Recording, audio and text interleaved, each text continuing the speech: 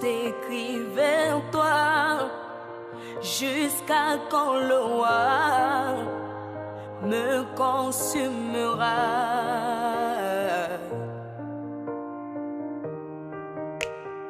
Pourquoi tant de temps, tandis qu'à la croix tu as souffert pour moi? Tu dis tout est accompli dans les cieux, sur la terre, d'où genou fléchis. Moi, je veux t'adorer en compagnie des anges. Donne-moi ton esprit.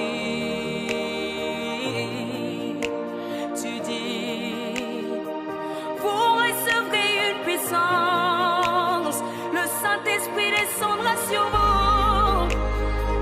Vous serez mes témoins.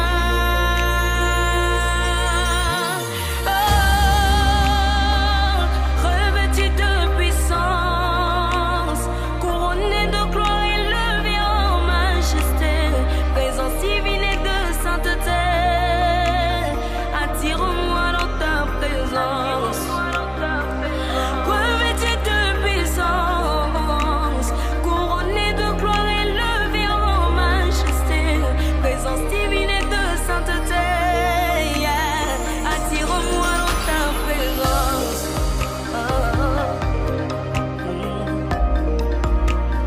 Attire-moi dans ta présence. Oh Jésus, attire-moi dans ta présence. Et mon roi, attire-moi dans ta présence.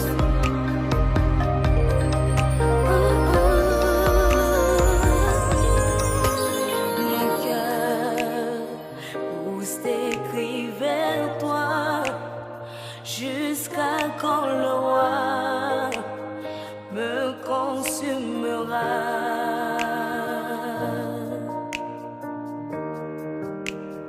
Pourquoi tant de temps, tandis qu'à la croix tu as souffert pour moi? Tu dis, tout est accompli dans les cieux, sur la terre, d'où genou fléchis.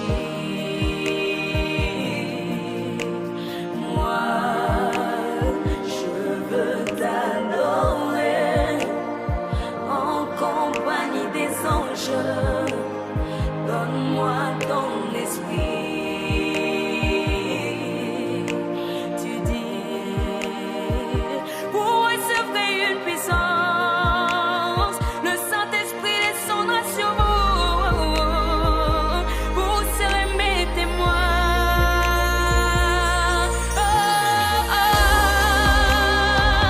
Revêtus de puissance, couronnés de gloire et levés en majesté, présence divine et de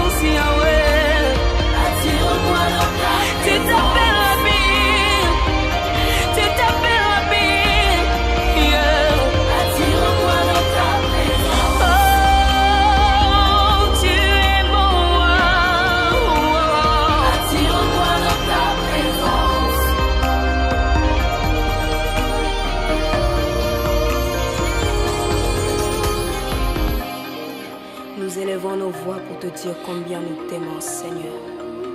L'espoir de tous les saints, que la louange et la gloire te reviennent à tout jamais.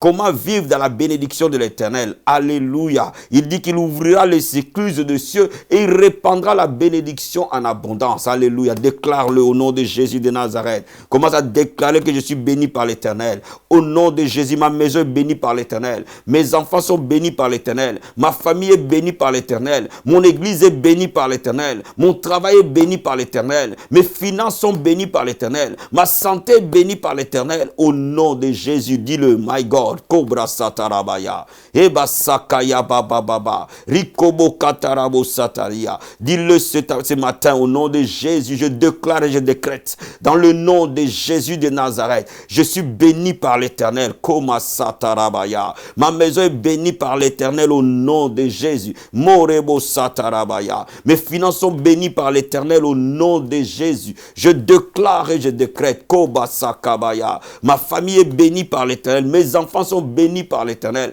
Ma femme est bénie par l'Éternel au nom de Jésus. La vie abondante est bénie par l'Éternel au nom de Jésus. Morebo satarabaya. La vie abondante télévision, la vie abondante radio est bénie par l'Éternel dans le nom puissant et glorieux de Jésus. Koma sakaya bababa. La Bible dit, il veut que tu prospères à tous égards. Alléluia. Comme prospère l'état de ton âme. Marabo satarabaya. La Bible dit, prends plaisir à la prospérité de son serviteur. Morebo satarabaya. Dis à Dieu, confesse sa parole, confesse ses promesses sur ta vie. Dans le nom de Jésus. Remo sakaya bababa. Endorobo sata. Rikobo kataria. Ebra asakarabo sete. Ebakarabo shekeria. Au nom de Jésus de Nazareth, je déclare et je décrète que je prospère à tous égards. Je prospère dans ma vie, je prospère dans ma maison, je prospère dans mon ministère, je prospère dans mes projets, je prospère dans mes pensées, je prospère dans ma vie familiale, je prospère dans ma vie sociale, je prospère dans ma vie spirituelle, je prospère dans mon intimité avec Jésus, je prospère au nom de Jésus. Moreba satarabaya, rikobo kataramu, ibrahate korebo sata, ribababa senterebo, et makarabo sataria. Dis à Dieu, alléluia. La Bible dit qu'il pourvoira tous tes besoins selon sa richesse avec gloire en Jésus-Christ de Nazareth. Quelqu'un va prier avec moi que mon Dieu pourvoira ses besoins. Mon Dieu pourvoira ses besoins. Tous ses besoins seront pourvus de gloire en gloire. Alléluia. Le Dieu de l'abondance est son Dieu. Le Dieu de la bénédiction est son Dieu. Le Dieu qui a béni Abraham. Le Dieu qui a béni Isaac. Le Dieu qui a béni Jacob. Le Dieu qui a béni Joseph. Élève la voix et prie dans le nom de Jésus. Morebo satabaya. Ebakarabo sata. Rikobo kataria. Ebra atekerebo santaya mama mama mama. Dans le nom de Jésus, je déclare et je décrète. Koraba sataramaya. Et marabo sata. Et bababaché. Celui qui a béni Abraham est mon père. Celui qui a béni Isaac est mon père. Celui qui a béni Jacob est mon père. Celui qui a béni Joseph est mon père. Au nom puissant et glorieux de Jésus-Christ de Nazareth. Alléluia. Bien aimé, la Bible déclare qu'il menacera les dévoreurs. Comme Sakaya Bababa. Il y a des gens qui travaillent mais qui ne réussissent pas. Il y a des gens qui se battent mais qui n'arrivent nulle part. Parce que les dévoreurs leur fait obstacle. Ce matin, les dévoreurs est renversé dans le nom de Jésus. Comme Sakaya Baba. Ebo Katarabo Sata. Que les dévoreurs soient renversés au devant de toi, au devant de ta destinée. Que tout esprit qui dévore tes bénédictions au nom de Jésus soit renversé. Alléluia. Je déclare dans le nom de Jésus que les dévoreurs est brisé, renversé par le nom de Jésus de Nazareth. Élève les mains vers le trône et dis-lui, Seigneur, c'est ma saison de bénédiction. C'est ma saison d'élévation. Je suis la tête et non la queue. Je vais de gloire en gloire. La Bible dit l'élévation ne vient ni de l'Orient ni de l'Occident, mais l'élévation vient de l'Éternel. Oh Seigneur, c'est par toi que je suis élevé. C'est par toi que je marche dans l'élévation au nom puissant et glorieux de Jésus-Christ. Amen, amen, amen. Bien-aimés, nous allons ouvrir notre Bible dans un passage très connu. C'est là que nous allons commencer, dans les livres de 3e épître de Jean. au 2e verset. 3e épître de Jean. 3e épître de Jean. La Bible dit ceci. Bien-aimé, je souhaite que tu prospères à tous égards et sois en bonne santé, comme prospère l'état de ton âme. Bien-aimé, ce passage est un secret. Ce passage est un principe du royaume. L'apôtre Jean dit que le point de départ de toute prospérité spirituelle, toute prospérité divine est notre âme. En d'autres termes, toute prospérité a comme cause l'âme humaine. C'est la prospérité de ton âme qui déclenche toute autre prospérité. En d'autres termes, si ton âme, les lieux de tes sentiments, les lieux de tes pensées, les lieux de tes émotions ne prospèrent pas, alors rien ne prospérera dans ta vie. Si tes pensées ne changent pas, si tes sentiments ne changent pas, si tes émotions ne changent pas, alors rien ne change dans ta vie. C'est ce que ce passage veut dire. Donc cela veut dire quoi? Cela veut dire que la vraie prospérité commence dans ton âme. Lorsque ton âme est sauvée et que lorsque ton âme est transformée, c'est par là que tout va être transformé. Alléluia. Donc, tant que ton âme n'est pas transformée, rien n'est transformé dans ta vie. Donc, la prospérité n'est pas en termes d'argent, la prospérité n'est pas en termes de voiture, la prospérité n'est pas en termes de biens, la prospérité est en termes de processus de transformation de ton âme. Alléluia. N'oublie jamais cette vérité. Parce que lorsqu'on ne comprend pas cette vérité, on ne peut pas vivre une vie réellement transformée et bénie. Regarde ce que la Bible nous dit dans Romains chapitre 12. Romains chapitre 12, versets 1 à 2. La Bible dit ceci. Romains 12. Je vous exhorte donc, frères, par des compassions de Dieu, à offrir vos corps comme un sacrifice vivant, saint, agréable à Dieu, ce qui sera de votre part un culte raisonnable. Ne vous conformez pas au siècle présent, mais soyez transformés par le renouvellement de l'intelligence, afin que vous discerniez quelle est la volonté de Dieu, ce qui est bon, agréable et parfait. Voyez, la prospérité de l'âme n'est rien d'autre que le renouvellement de l'intelligence humaine. Quand tu commences à penser différemment que ce que tu pensais quand tu étais païen, quand tu commences à percevoir Dieu différemment par rapport à ce que tu percevais avant, quand tu commences à choisir différemment, à parler différemment, donc à se comporter différemment, tu as des résultats différents. Aussi simple. Mais cela n'est possible que lorsque la première étape, les deux sont liés, le premier verset dit de présenter à Dieu nos corps comme un sacrifice vivant. Amen, amen. Donc, bien aimé, la Bible dit la crainte de l'Éternel est le commencement de la sagesse. Cela veut dire quoi? Cela veut dire que lorsque tu crains Dieu, lorsque tu commences à obéir à Dieu, tu commences à avoir l'intelligence renouvelée. Parce qu'une personne qui ne craint pas Dieu ne peut pas prospérer dans son âme. Tu commences à prospérer dans ton âme quand tu crains Dieu. Quand tu décides d'abandonner les voies de la destruction. Quand tu décides d'abandonner les voies contraires à la parole de Dieu. Quand tu commences à décider d'obéir à Dieu, bien aimé, tu commences à prospérer dans ton âme. Parce que quand tu commences à obéir à Dieu, cela va déclencher un autre système de pensée. Le pensée aligné à la parole de Dieu. Donc, c'est tout un processus merveilleux. La prospérité n'est pas un fait du hasard. La prospérité biblique suit un certain nombre de principes. Le premier principe, l'obéissance à la parole de Dieu. une vie tournée vers la mise en pratique de la parole de Dieu. Et ce qui déclenche un système de pensée différent. Tout ce que je vois dans la Bible devient l'objet de mes pensées. Tout ce que tu vois dans la Bible devient l'objet de tes actes et de tes paroles. Quand tu commences à le faire, tu commences totalement à prospérer au fond de ton âme. Et qu'est-ce qui va se passer? Cette prospérité qui est intérieure va commencer à jaillir à l'extérieur. Je donne un exemple. Tu sauras que Dieu t'a promis certaines choses, donc tu ne vas plus t'inquiéter par rapport à cela. Quand tu refuses de t'inquiéter, quand tu refuses de t'attrister, tu es en train de prospérer dans ton âme.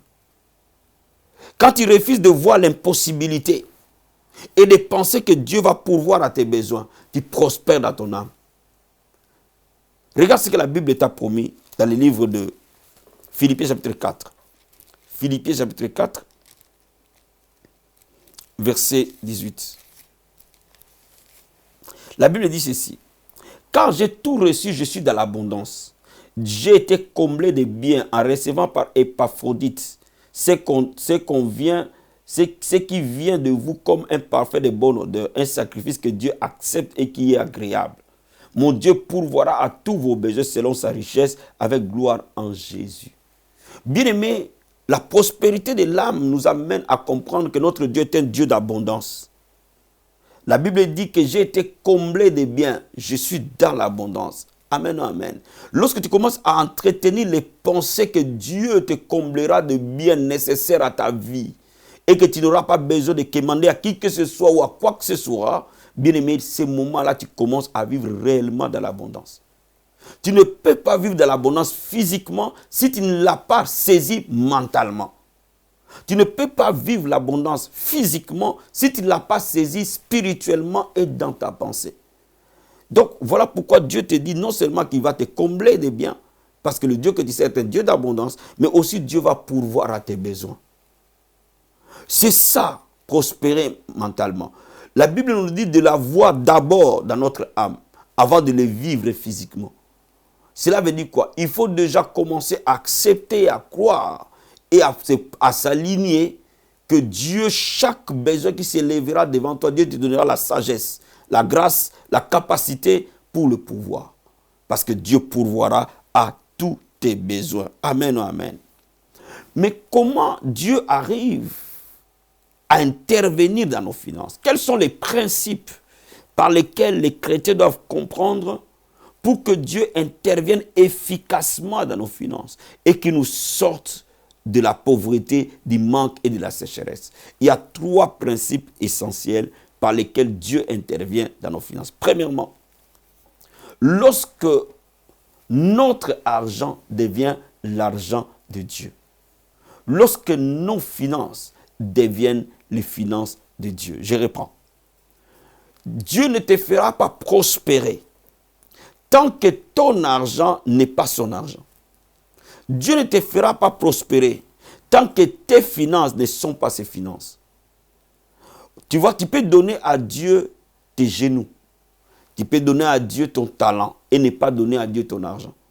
Tu peux donner à Dieu ton temps et ne pas donner à Dieu ton argent. Tu peux donner à Dieu ton énergie et ne pas donner à Dieu ton argent.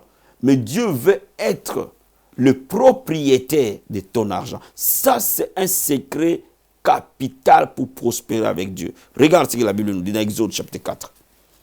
Exode chapitre 4. Exode 4. Versets 1 à 3. La Bible dit ceci. Moïse répondit et dit, voici, ils ne croiront point. Ils n'écouteront point ma voix, mais ils diront, l'Éternel n'était point apparu. Et l'Éternel lui dit, qu'y a-t-il dans ta main? Il répondit, une verge. Et l'Éternel dit, jette-la par terre. Il la jeta par terre, elle devint un serpent. Moïse fuyait devant lui. Regarde verset 17. Prends dans ta main cette verge avec laquelle tu feras les signes. Bien-aimé, avant que Dieu n'utilise Moïse, il pose à Moïse la question, qu'est-ce que tu as dans ta main? Moïse n'avait rien d'autre qu'un bâton. Parce qu'il était un berger. Donc si Moïse avait dit à Dieu, j'ai un manteau, il allait utiliser les manteaux. Si Moïse avait dit à Dieu, j'ai des chaussures, il allait utiliser les chaussures.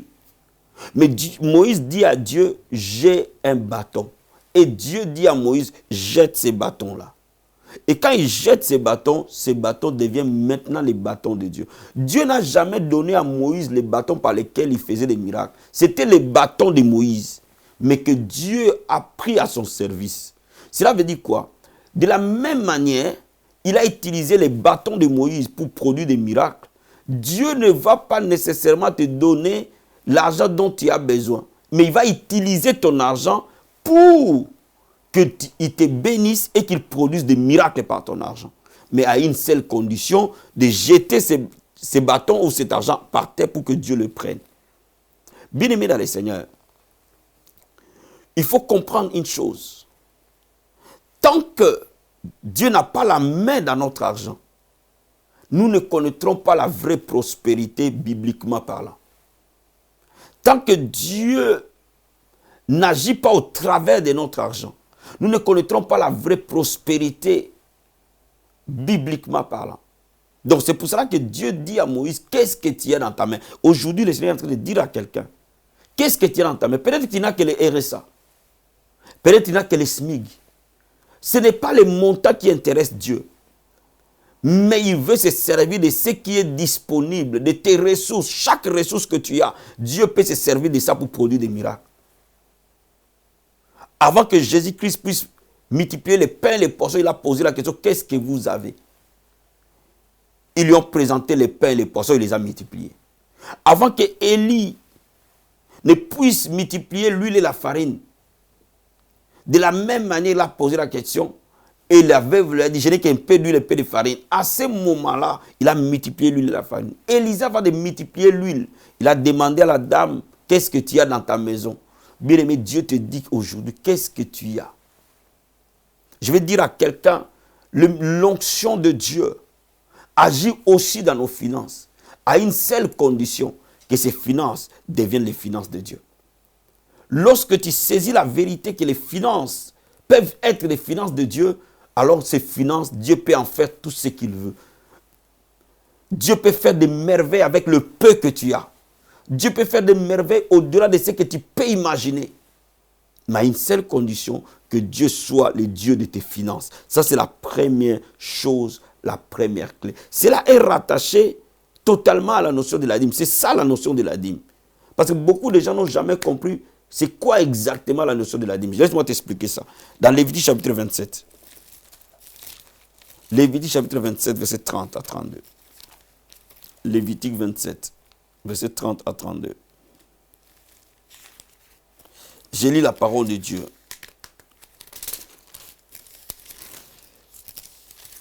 La Bible nous dit ceci. Toute dîme de la terre, soit des récoltes de la terre, soit des fruits des arbres, appartiennent à l'Éternel. C'est une chose consacrée à l'Éternel. Amen, amen. Amen, amen. Regarde, toute dîme de la terre, soit de la récolte de la terre, soit des fruits des arbres, appartiennent à l'Éternel. C'est une chose consacrée à l'Éternel. Cela veut dire quoi? C'est une chose appartenant à l'Éternel. Laisse-moi te lier ces passages. Je te les lis déjà avant que je t'explique. Si quelqu'un veut racheter quelque chose de sa dîme, il y ajoutera un cinquième.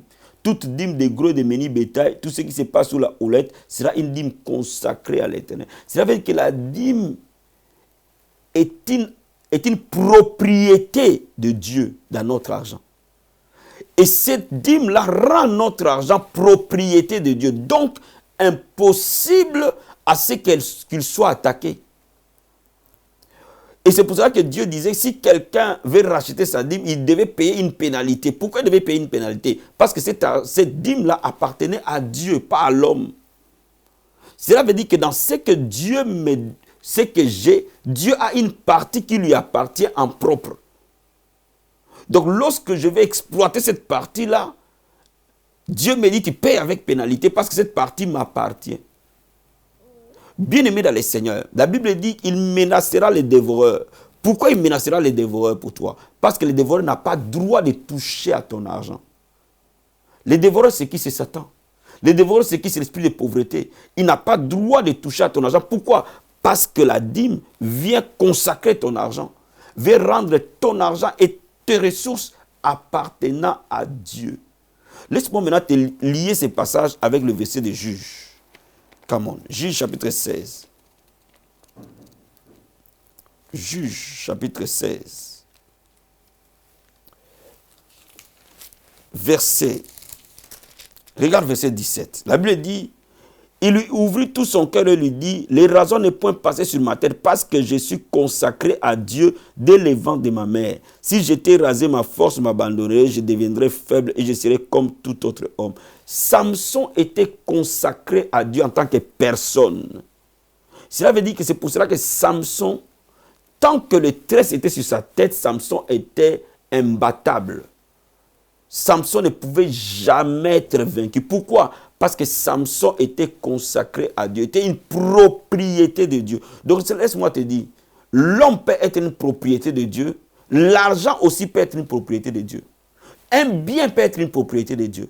Donc laisse-moi te dire, comme Samson, dans sa personne, il engageait Dieu, de la même manière, ton argent peut engager Dieu. Et cet argent devient complètement surnaturel. Donne-moi amen. Cela veut dire que quand tu comprends les principes bibliques, tu comprends que ton argent peut être complètement surnaturel, peu importe le montant. Dieu n'a rien à faire de notre montant. Dieu n'a rien à faire de notre net à payer. Dieu a simplement besoin de savoir que cet argent lui appartient, donc lui est consacré. Donc, cet argent engage Dieu automatiquement. Bien aimé, je vais dire à quelqu'un, commence à engager Dieu financièrement. Commence à engager Dieu dans ton argent. Ton argent deviendra complètement surnaturel. Et tu commenceras à accomplir des choses qui sont au-delà de tes capacités, au-delà de tes ressources. De manière très inexplicable, Dieu permettra que tu accomplisses de très très grandes choses. Donc je reprends en disant, comme l'homme peut être consacré, comme un bien peut être consacré, comme une maison peut être consacrée, l'argent peut être consacré.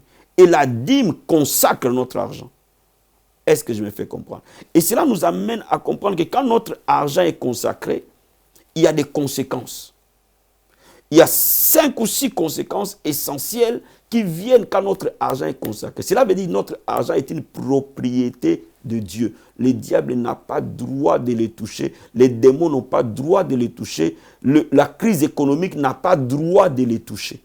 Regarde ce que la Bible nous dit dans Malachie chapitre 3. Malachie chapitre 3. Regarde ce que la Bible nous dit. Nous verrons les conséquences quand l'argent est consacré à Dieu. La Bible nous dit ceci. Malachie chapitre 3. Je vais te lire le verset 10. La Bible dit, apportez à la maison du trésor les dîmes, en fait qu'il y ait de la nourriture dans ma maison. Mettez-moi de la sorte à l'épreuve, dit l'Éternel des armées. Vous verrez si je n'ouvre pas pour vous les écluses des cieux, si je ne répands pas sur vous la bénédiction en abondance. Ça, c'est les 2 premières conséquences. Dieu dit, il ouvrira le ciel pour toi. La dîme ouvre le ciel pour nous. La dîme nous ouvre le ciel. Donc la dîme nous donne accès à l'exaucement. Quand la Bible dit j'ouvrirai les ciels pour vous, la dîme ouvre les ciels. Cela veut dire que la dîme nous donne accès à l'exaucement et au miracle. La dîme déclenche la bénédiction. 3e chose. La Bible dit, pour vous, je menacerai celui qui dévore, il ne détruira pas les fruits de la terre, et la vie ne sera pas stérile dans vos campagnes, dit l'Éternel des armées. 3e chose, la dîme nous amène la protection. La dîme nous amène la délivrance. Pas simplement en termes financiers, mais dans tous les domaines qui nous entourent. Verset 12. Toutes les nations vous diront heureux quand vous serez un pays de délices, dit l'Éternel des armées. La dîme nous amène le bonheur et la grâce. 6e chose. Nous allons voir le verset 18. Et vous verrez de nouveau la différence entre les justes et les méchants, entre celui qui sert Dieu et celui qui ne les sert pas. La dîme nous amène la différence et la distinction. Dieu dit, je vous donnerai la supériorité sur toutes les nations. Bien aimé, la dîme est un mystère que nous, les saints, nous devons comprendre. Que la dîme amène la bénédiction. La dîme ouvre le ciel. La dîme, elle amène l'exaucement, les miracles, les guérisons. La dîme amène la délivrance. La dîme amène parfois la plénitude du Saint-Esprit. La dîme amène la protection pour nous, pour nos enfants, pour nos familles.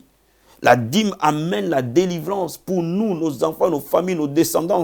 La dîme amène le bonheur, la paix, la sérénité, le bonheur conjugal, la paix. La dîme amène la distinction et la différence. Et nous allons commencer à aller de différence en différence, de supériorité en supériorité. Bien aimé, je voulais ce matin partager avec toi sur le mystère qui est derrière la dîme. Quand vous consacrez votre argent par la dîme, elle devient surnaturelle. Il devient surnaturel. Cet argent devient miraculeux. Cet argent devient source de changement, de restauration et de miracles. Bien-aimé dans le Seigneur, Dieu veut te faire du bien. Dieu veut que nous sortions de la pauvreté et du manque. Voilà pourquoi je vais prier pour toi. Plus jamais tu seras dans les manques. Plus jamais tu connaîtras la mendicité. Plus jamais tu connaîtras la honte. Plus jamais. Parce que la Bible dit, vous connaîtrez la vérité, elle vous affranchira. Là où tu es, lève juste ta main. Et je vais prier pour toi.